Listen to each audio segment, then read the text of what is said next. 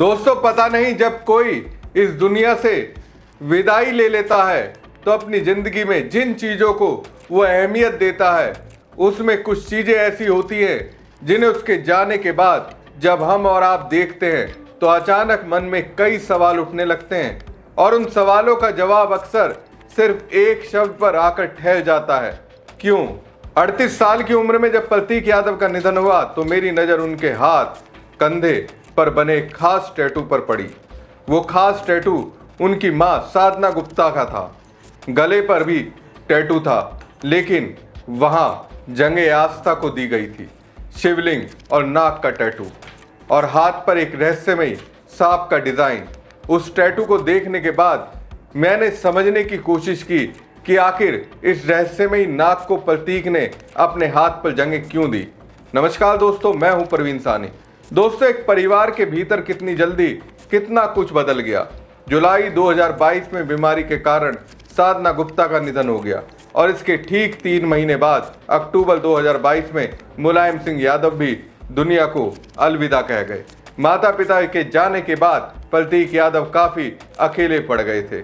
हालांकि वो खुद को अपने काम में व्यस्त रखने की कोशिश करते रहे, लेकिन अब प्रतीक यादव के अंतिम संस्कार के बाद वो कड़ी भी टूट गई जो मुलायम सिंह यादव के दूसरे परिवार का प्रतिनिधित्व करती थी। लखनऊ की गलियों में अपनी नीली लैम्बोर्गिनी के साथ नजर आने वाले वो मुस्कुराहट चेहरा अब हमेशा के लिए खामोश हो चुका है। 14 मई को मुलायम सिंह यादव के छोटे बेटे प्रतीक यादव का अंतिम संस्कार हुआ और इसके साथ ही उनके शरीर पर बने वो यादगार टैटू भी पंचतत्व में विलीन हो गए। इसमें से एक टैटू उन्होंने अमेरिका में बनवाया था। दोस्तों, इन दिनों प्रतीक यादव के टैटू सोशल मीडिया पर तेजी से चर्चा का विषय बने हुए हैं। प्रतीक के हाथ पर सांप के डिजाइन वाला एक खास टैटू बना हुआ था। इसकी तस्वीर उन्होंने खुद सोशल मीडिया पर शेयर की थी और उनके निधन के बाद से यही टैटू सोशल मीडिया पर तेजी से वायरल हो रहा है। प्रतीक के हाथ पर बने इस टैटू के पीछे एक गहरा अर्थ छिपा है, जिसका पौराणिक महत्व भी बताया जाता है।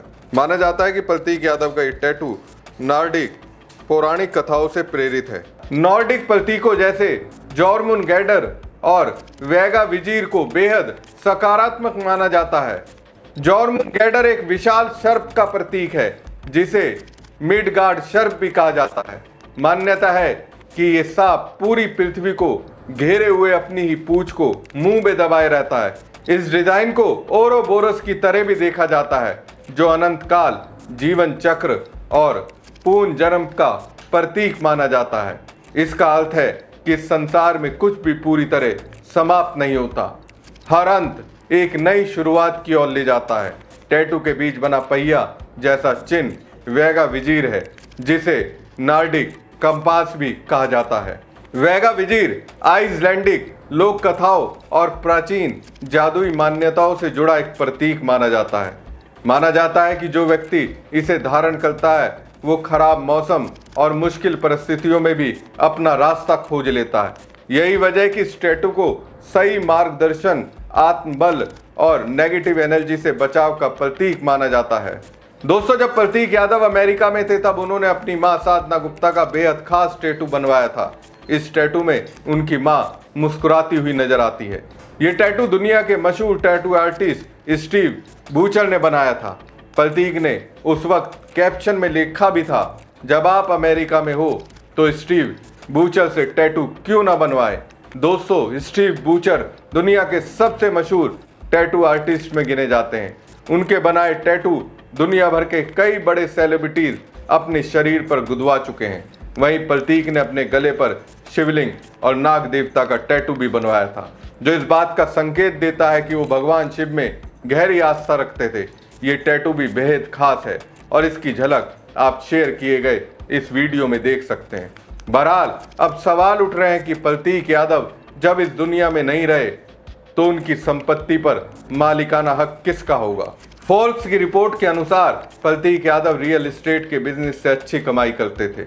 उनकी अनुमानित कमाई करीब 7 करोड़ यहीं से आती थी। इसके अलावा उनका जिम भी अच्छा चल रहा था और वो कई फिटनेस ब्रांड के प्रमोशन भी करते थे। प्रतीक को लग्जरी गाड़ियों का भी काफ़ी शौक था।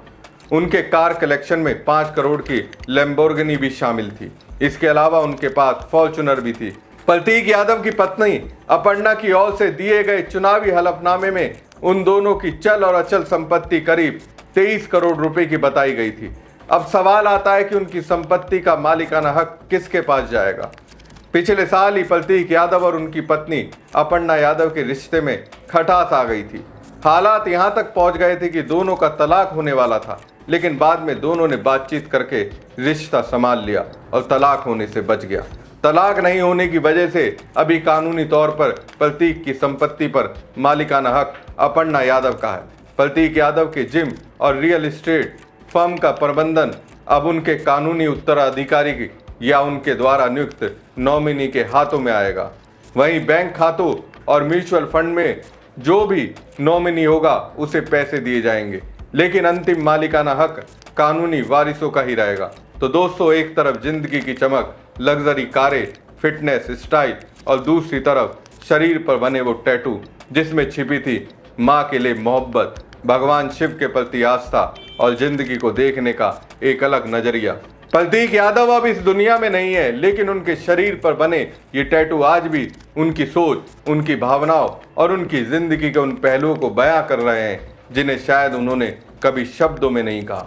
मां साधना गुप्ता की मुस्कुराती तस्वीर, गले पर भगवान शिव का प्रतीक और हाथ पर बना रहस्यमय सांप, ये सिर्फ टैटू नहीं था, ये उनकी जिंदगी के अध्याय थे, उनकी यादें थी, उनकी आस्था थी और शायद उनके भीतर चल रही उस खामोश कहानी का हिस्सा भी, जिसे बहुत कम लोग समझ पाए।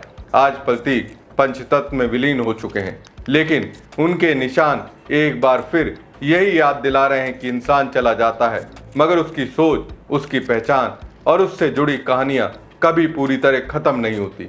आप क्या सोचते हैं? प्रतीक यादव के इस टैटू के पीछे सिर्फ शौक था या फिर कोई गहरी जिंदगी की फिलॉसफी?